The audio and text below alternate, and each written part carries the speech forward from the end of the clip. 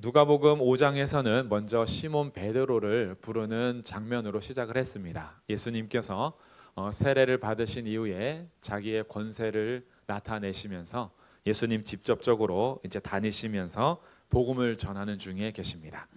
예수님께서 다니시는 곳곳마다 놀라운 일들이 일어나니까 수많은 사람들이 모여들었고, 그 중에서도 병 고침의 사역은 많은 사람들이 자기 병뿐만이 아니라 자기가 알고 있는 사랑하는 가족들, 동네 친구들 다 데리고 예수님께 와서 고침 받으려고 하는 무리들이 점점 많았습니다.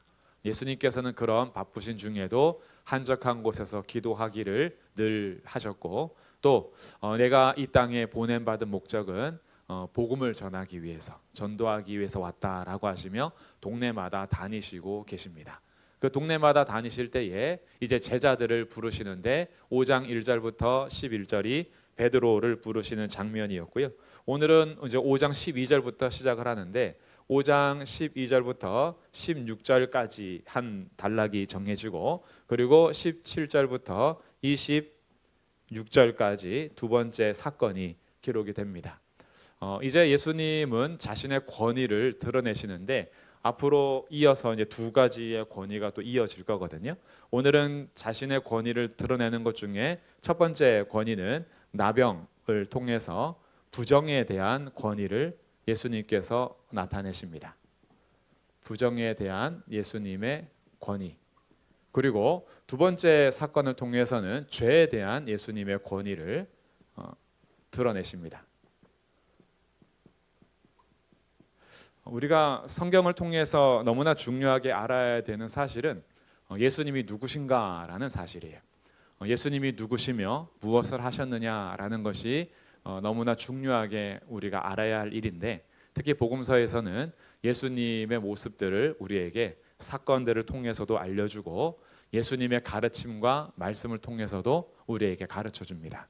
오늘은 이 두 가지 사건을 통해서 예수님이 어떤 권위를 가지고 계시냐라는 것을 살펴보게 될 텐데, 먼저 첫 번째 사건인 이 12절부터 16절의 말씀이에요.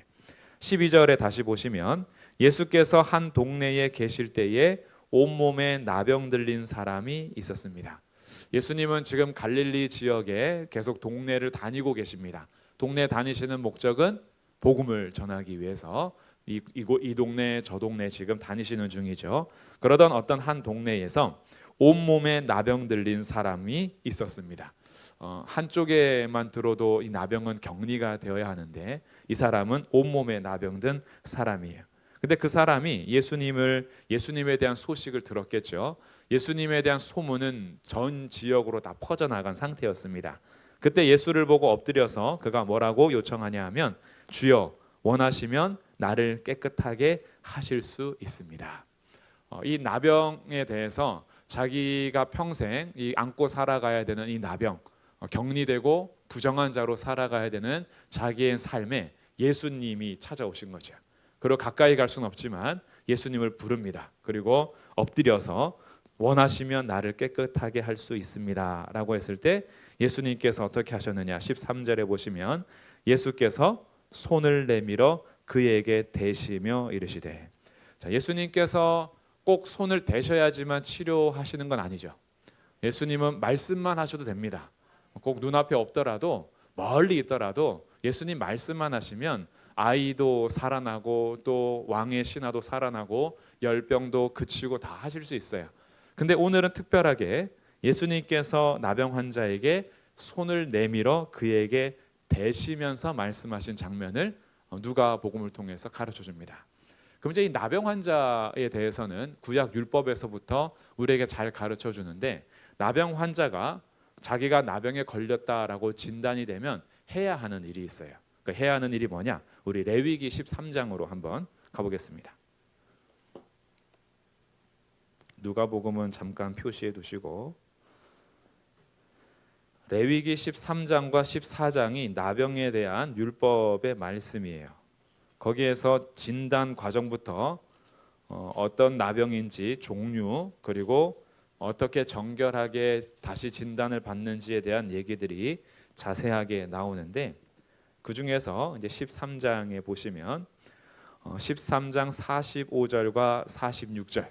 나병에 걸렸을 때에 그는 어떻게 해야 하느냐. 레위기 13장 45절 46절에 나병 환자가 해야 되는 행동이 있습니다. 자, 같이 읽어볼게요. 시작. 나병 환자는 옷을 찢고 머리를 풀며 윗입술을 가리고 외치기를 부정하다 부정하다 할 것이요 병 있는 날 동안은 늘 부정할 것이라. 그가 부정한즉 혼자 살되 진영 밖에서 살지니라. 아멘. 자, 나병 환자가 해야 하는 행동이 있죠. 먼저는 같이 살 수 있어요, 없어요? 없어요. 혼자 사는데 혼자 사는 것도 진영 안에서 살 수 있습니까, 없습니까? 못 살아요. 진영이라는 것은 이스라엘 진영 있죠. 우리로 말하면 한 동네라고 보시면 돼요. 이 동네에서 같이 살 수는 없어요. 그러니 떠나서 살아야 되고 그들만의 외부진 곳, 그들만이 살아는 외진 곳을 또 정해서 이 경계선 안으로 들어오지 말라는 진영의 경계선을 좀 해놓은 상태에서 나병에 걸리면은 같이 못 살아요. 이 진영 안에서. 그리고 나가서 혼자 살아야 되는데 그것도 그냥 혼자 사는 것만이 아니라 옷을 찢고 머리를 풀어 헤친 상태여야 합니다. 왜냐하면 멀리서 봐서도 저 사람 뭔가 병들었나 보다를 사람들이 알 수 있도록. 왜 알 수 있도록 했을까요? 가까이 가지 못하도록. 그리고 혹시나 좀 접근해 왔을 때는 그가 윗입술을 가리면서 항상 하는 말이 있죠. 부정하다. 자기가 부정한 자라는 것을 말해야 돼요. 왜 그럴까요? 자기한테 더 가까이 오지 못하도록. 먼저는 멀리서 옷과 머리만 봐도 뭔가 문제가 있는 것 같은데 라고 했어요. 근데 좀 가까이 갔을 때 그가 외치는 거죠. 부정하다. 나는 부정한 사람이다 라고 얘기해야 됩니다. 왜 그 사람이 오지 못하도록. 왜 이렇게 해야 되냐 하면 부정은요. 지금 나병으로 인해서 부정에 대한 얘기를 하잖아요. 부정은 나만의 문제가 아니라 이것을 오염의 범위로 봅니다. 그래서 부정은 나만 갖고 있지 않고 나와 접촉하는 사람들에게 옮아갑니다. 오늘날로 말하면 약간 전염성이 있는 거예요. 내가 부정하면 나만 부정한 것이 아니라 내가 가지고 있었던 물건들, 그리고 내가 살고 있는 집, 나와 접촉한 모든 사람들이 다 부정해져요. 그래서 부정한 사람이 곁에 있을 때 누군가가 이 사람을, 어떤 사람이 이 사람과 접촉을 했다. 접촉을 하면 그러면 이 사람도 어떻게 돼요? 접촉한 사람도? 그렇죠. 이 사람도 부정해집니다. 그러니까 부정한 사람이 만약에 진영 안에 있었다. 그럼 그 진영 자체가 부정해지는 거예요. 부정한 사람으로 인해서 그 가족이 부정해지고 가족들이 살아간 모든 만나던 사람들의 성읍 모든 사람들에게 부정이 다 옮겨지기 때문에 그러면 성읍 자체가 부정해지고 그 성읍이 부정해지면 옆 동네는 어떻게 될까요? 옆 동네도 부정해지고 이스라엘 전체가 부정해지게 되기 때문에 이 부정에 대한 것은 아예 격리를 시켰어요. 격리를 시켜서 부정이 옮지 못하도록 한 겁니다. 근데 지금 다시 누가복음에 왔을 때 아까 특별한 장면이 있었죠. 예수님께서 말씀만 하셔도 치료하실 수 있잖아요. 주님이 근데 어떻게 하셨다는 거예요? 손을 내밀어 그에게 대셨대요. 그러면은 율법에 의하면 예수님이 부정한 사람 만졌으니까 원래대로 율법대로라면 예수님 어떻게 대야죠? 예수님 부정해 줘야 되는 거예요. 근데 부정에 대한 권위를 예수님이 드러내시는데 예수님은 부정한 사람을 터치했을 때 부정해지는 분이 아니라 부정한 사람이 예수님과 터치가 되면 부정한 사람이 정해집니다. 자, 이게 이제 놀라운 권위예요. 예수님은 달라요. 일반 사람들은 모두가 부정한 것에 접촉했을 때 부정이 옮겨지는데 예수님은 다르신 분입니다. 예수님이 부정한 사람과 접촉이 됐을 때 일반적으로는 부정이 옮겨져야 되는데 예수님이 오시면 예수님은 달라요. 예수님이 만지는 그 사람은 예수님의 정함으로 그가 정해집니다. 이게 지금 예수님이 나병을 통해서 부정에 대한 자신의 권위를 보여주시는 거예요. 그래서 예수님이 이렇게 말씀하십니다. 다시 우리 누가복음 5장 13절에 와서 예수님께서 손을 내밀어 그에게 대시면서 말씀하시기를 내가 원하노니 깨끗함을 받으라. 예수님은 부정한 사람을 어떻게 해줄 수 있는 분이에요? 깨끗하게 해줄 수 있는 분입니다. 우리가 살아가는 동안에 우리가 가진 모든 부정함을 우리끼리 있을 때는 해결이 되지 않아요. 우리의 부정함은 우리끼리 해결이 되지 않습니다. 우리는 서로 부정을 옮기는 사람이 될 수 있어요. 우리의 부정함을 깨끗하게 해줄 수 있는 분은 예수님밖에 없어요. 우리의 부정함을 가지고 예수님께 나오면 예수님은 우리를 만지시며 깨끗하다라고 우리를 정하게 해주시는 분이십니다. 그래서 보통은 물에 오염물이 떨어지면 그 물이 오염이 되는데, 예수님이란 물이 흘러가는 곳은요, 썩은 물과 죽은 물이 생명을 얻게 됩니다.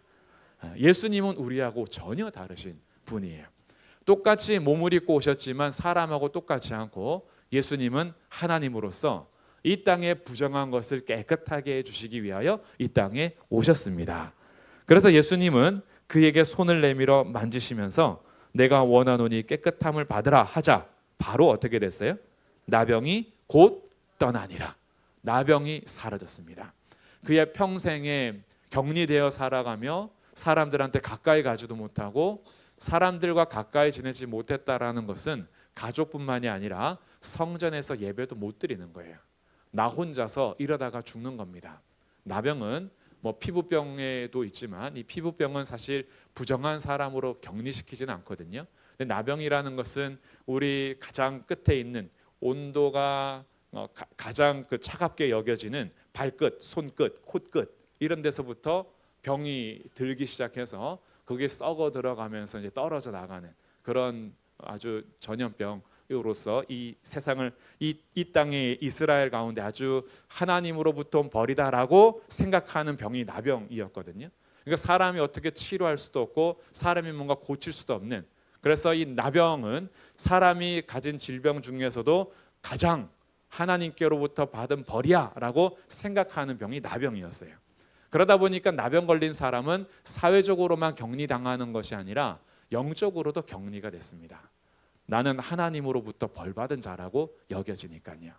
그래 자기의 살이 떨어져 나가고 자기의 피부가 점점 죽어가는 그 아픔 속에서도 자기의 가장 큰 이 결핍은 하나님께 가지 못한다는 영적인 고아됨, 그리고 버림받았다라는 유기됨, 그리고 사람들에게 가까이 지낼 수 없는 고립됨, 이런 것들이 나병 환자는 살아도 산 게 아니었던 거죠.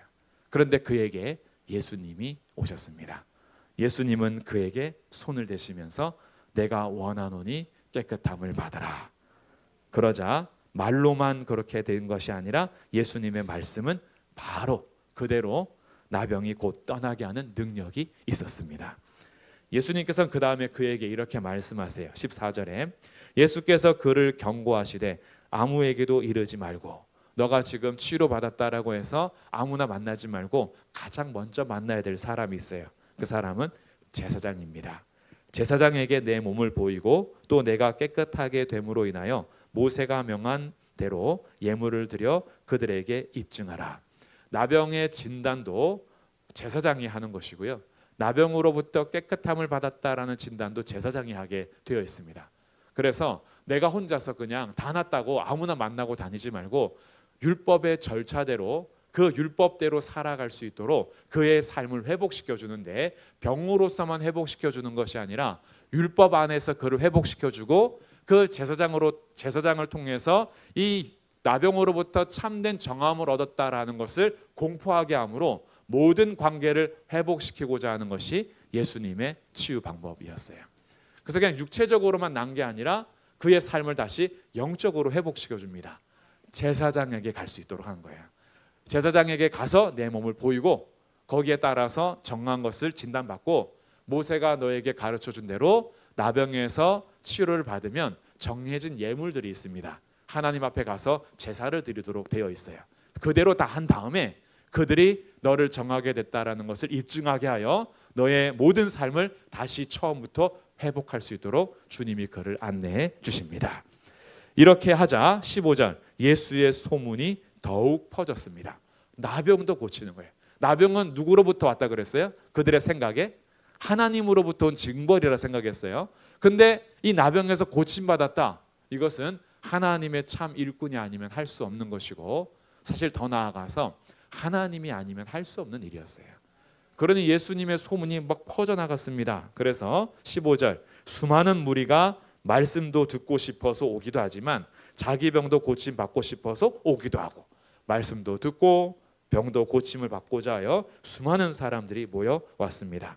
그러나 이럴 때에도 16절, 예수님은 물러가셔서 한적한 곳에서 기도하셨습니다. 이것이 첫 번째 사건이에요. 부정에 대한 예수님의 권위입니다. 그런데 두 번째는요, 17절부터 26절의 사건인데, 예수님께서 계속해서 이 소문이 퍼져나가니까 17절에 보시면 하루는 가르치실 때에 갈릴리 사람들뿐만이 아니라 유대 땅에 있는 사람들, 예루살렘에서 바리새인들과 율법 교사들도 배우러 온 거예요. 예수님 소문이 갈릴리에서 저기 남쪽의 유대 땅까지 다 퍼졌습니다. 그래서 바리새인들, 율법 교사들도 예수님의 가르침을 받기 위해서, 때로는 예수님이 뭘 가르칠까라는 나쁜 의도를 가지고 모이기도 하고, 선한 의도도 있지만 나쁜 의도를 가진 사람들도 예수님이 가르치는 현장에 막 모여들기 시작을 했어요. 그러던 중에 병을 고치시는 주의 능력이 가르치실 때 또 한 번 나타나는데, 이 사건은 18절부터 어떤 사람들이 한 중풍병자를 메고 오면서 시작이 됩니다. 한 중풍병자를 사람들이 침상에 메고 왔어요. 이 사람이 혼자 걸을 수 없는 상태였던 것 같아요. 그러니 그가 누워있는 침상채 아예 들고 왔습니다.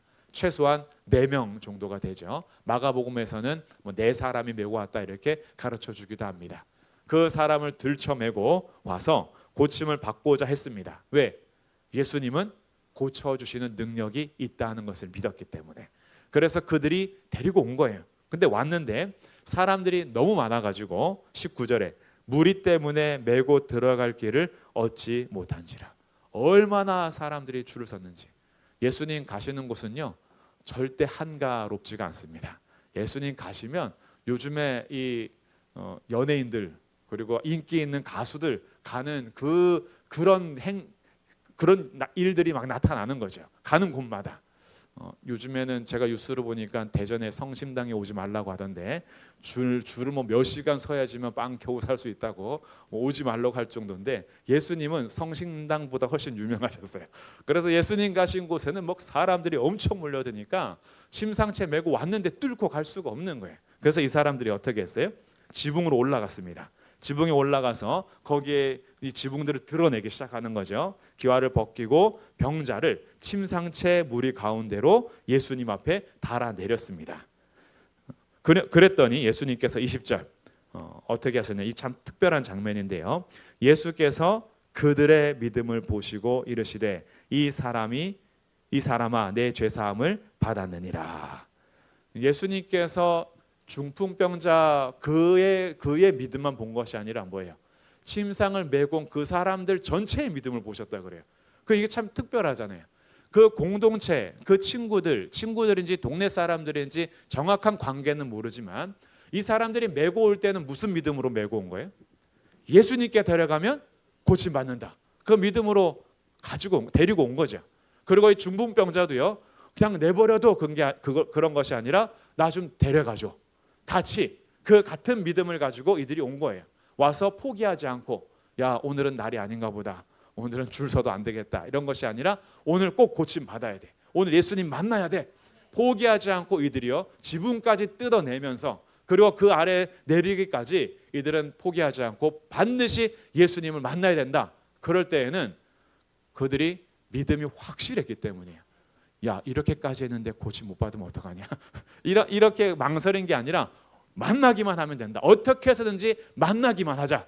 그렇게 하여 이들이 내렸을 때 예수님은 그들의 믿음을 보신 거예요.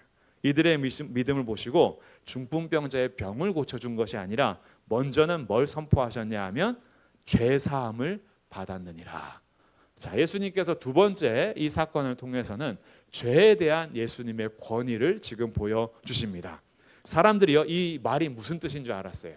죄사함을 받았느니라 라고 하니까 거기에 있던 율법교사나 바리새인들이 소문 듣고 왔다가 수근수근 대기 시작한 거예요.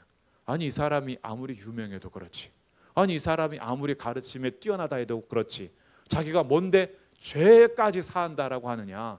죄사함의 권위는 하나님께만 있는데, 아니 예수 당신이 뭔데 죄를 사했다라고 선포할 수 있느냐. 이건 신성모독이다라고 하는 거예요. 그렇지 않겠습니까? 제가 오늘 와가지고 우리 성도님들 보면서 탁 안수하면서 죄 사함을 받았느니라 이렇게 했으면 아마 저를 쫓아내시든가 교회를 떠나시든가 이렇게 했겠죠. 이거는 말이 안 되는 거예요. 아무리 사람이 능력이 있고 하나님께서 쓰신다 한다 한들 자기가 스스로 내 죄 사함을 받았다라고 선언할 수 있는 권위는 없는 거죠. 죄 사함의 권위는 하나님께만 있으니까.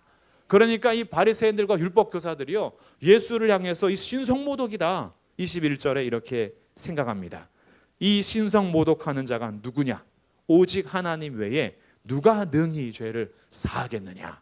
그래서 이 마음이 막 불편해집니다. 그때 22절 예수님께서 그 생각을 아시고 말씀하세요. 너희 마음에 무슨 생각을 하느냐? 죄사함을 받았다라고 하는 말과 일어나 걸어가나 하는 말이 어느 것이 쉽겠느냐?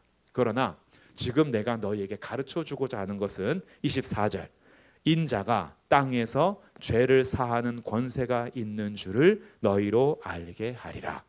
예수님께서는 이 사건을 통해서 예수님은 그냥 단지 한 명의 선지자나 귀한 하나님께 쓰임받는 어떤 귀한 사람이 아니죠. 예수님은 죄를 사하실 수 있는 하나님이셨습니다. 예수님은 자기의 이런 권세를 드러내시는 거예요. 사람들에게 알리시는 겁니다. 나는 죄를 사할 수 있는 권세가 있다. 그리고 24절에 죄 사함만 해준 것이 아니라 중풍병자에게 말씀하십니다. 일어나 내 침상을 가지고 집으로 가라. 그랬더니 그가 일어나서요. 곧 일어나. 바로 일어나죠. 25절. 그 사람이 그들 앞에서 곧 일어나 그 누웠던 것을 가지고 하나님께 영광을 돌리며 자기 집으로 돌아갔다. 사람들이 이 일을 놀랍게 여기며 하나님을 찬송하게 되었습니다. 그래서 예수님 하신 일을 통해서 하나님 영광을 받으셨고요. 예수님은 자기의 권세를 드러내셨습니다. 죄를 사하시는, 죄를 용서하시는 예수님의 권위. 그래서 오늘 이 두 가지 사건을 통해서 예수님은 부정에 대한 권위와 죄에 대한 권위를 오늘 우리에게 가르쳐 주셨어요. 그리고 보여주셨습니다. 그 예수님이 우리가 믿는 예수님이십니다. 세상을 살아가면서 우리가 여러 모습으로 부패되어 있고 오염되어 있는 게 맞아요. 우리는 예수님으로부터 죄 모든 용서를 받았습니다. 예수님의 십자가는 우리의 모든 죄를 다 용서해 주셨어요. 그래서 죄에 대한 책임이 이제 우리에게 더 이상 주님은 우리에게 죄에 대한 책임을 묻지 않으세요. 모든 죄는 예수님이 다 용서해 주셨기 때문에. 그러나 우리가 살아가는 동안에 죄에 대한 책임에 대해서는 다 용서받았지만 죄에 대한 오염의 부분들이 여전히 남아 있습니다. 우리는 아직 옛사람의 습관이 남아 있고 하나님의 뜻대로 살고자 하지만 그러지 못하는 모습도 많이 있고 때마다 시마다 넘어지면서 하나님을 기쁘게 하지 못하는 오염된 부분들이 많이 있어요. 이런 오염된 부분들조차도 깨끗함을 입을 수 있게 하시는 분은 우리 예수님밖에 없습니다. 그래서 우리의 태어나면서부터 모든 가지고 있었던 죄뿐만이 아니라 이 땅을 살아가는 동안에 가지고 있는 모든 오염된 부분도 우리 예수님은 깨끗하게 하시는 분이십니다. 그래서 살아가는 동안에 우리의 오염된 부분과 부정된 부분이 발견될 때마다 우리는 더 예수님만을 의지하는 거예요. 예수님은 우리를 깨끗하게 하시는 분이기 때문입니다. 그리고 사람들이 세상에서는요 부정에 대해서 너무 주목을 많이 하죠. 부정 탄다. 그리고 이러면은 내가 재수가 없어질 것 같아. 뭐 이런 우리들이 자꾸 눌리고 자유하지 못하게 하는 여러 가지 생활의 습관들이 있습니다. 그러나 우리 예수님을 믿는 사람들은요 부정 타는 게 없습니다. 우리 예수님 믿는 사람들은요 예수님으로 인해서 부정이 정하게 되는 그런 삶을 선물로 받은 사람들이 예수님을 믿는 사람들입니다. 그래서 우리는 모든 것을 가지고 나올 수가 있어요. 주일 예배를 지나고 나서 3일이 지나는 동안 또 우리 안에서 부족하게 오염된 부분들, 그 부분들 우리는 오늘도 주님께 다시 맡길 수가 있습니다. 주님께서 나에게 손을 내밀어 만지시면서 내가 원하노니 깨끗함을 받으라 라고 선언해 주시는 것처럼 오늘 우리들도 여전히 3일간 또는 오늘 하루를 지내는 동안 내 안에서 나를 불편하게 했던 오염된 부분들, 여전히 넘지 못하는 나의 이 옛사람의 습관들, 여전히 또 이걸 해결해야 되는데 넘어져서 그곳에서 낙심했던 부분들이 있다면 오늘 주님은 다시 우리를 오염된 부분에서 깨끗하게 하시는 분임을 믿으십시오. 그리고 예수님으로 인해서 다시 일어서기를 축복합니다. 또한 우리 예수님은요, 죄를 용서하시는 분인데 오늘 참 귀한 것 같아요. 이 죄를 용서하시는 권위를 중풍병자를 찾아가서 하실 수도 있는데, 예수님은 가르치시는 가운데에 그들을 기다리셨어요. 그 중풍병자를 메고 오는 사람들을 기다리고 계셨습니다. 그리고 그들이 포기하지 않는 것 주님이 아셨어요. 기와를 뜯어서 지붕을 뚫고 내리는 그 모든 순간까지 주님은 기다리셨습니다.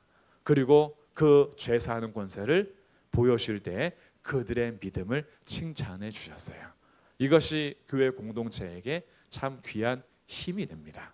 우리는 믿음의 생활을 할 때에 때로는 나 혼자서는 연약한 믿음을 가질 수 있고요. 나 혼자서는 이래도 될까? 이렇게 가능할까? 좀 갈팡질팡하면서 연약한 마음을 가질 때가 있습니다. 그런데 함께 하면요, 그 함께하는 사람들로 인해서 주님이 우리의 믿음을 더 견고하게 해주십니다.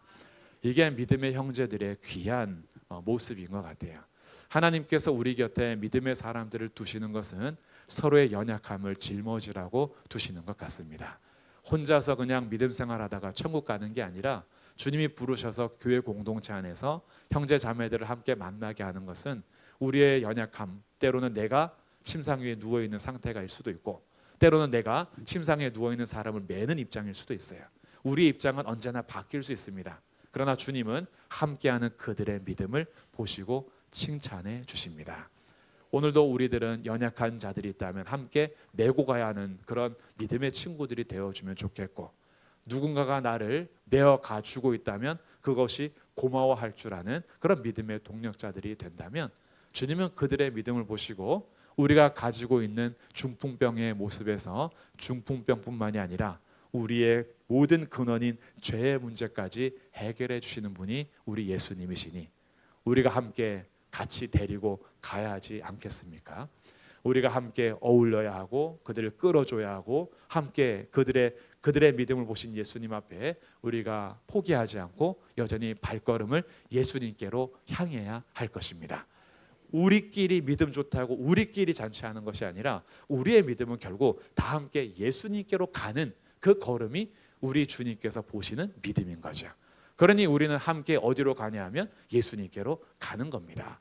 때로는 못 가는 사람들을 안고서라도 메고서라도 그렇게 같이 갔을 때 포기하지 않고 지붕을 뜯어서라도 예수님을 만나게 하고야 말겠다. 반드시 예수님을 만나야만 된다는 그 믿음을 가지고 주님 앞에 일할 때 주님은 우리를 끝까지 기다리시고 결국에는 그들의 믿음을 보시고 죄 사함뿐만이 아니라 중풍병도 고쳐주시는 주님이십니다. 우리는 이제 내일이면 성탄절 복음축제를 합니다.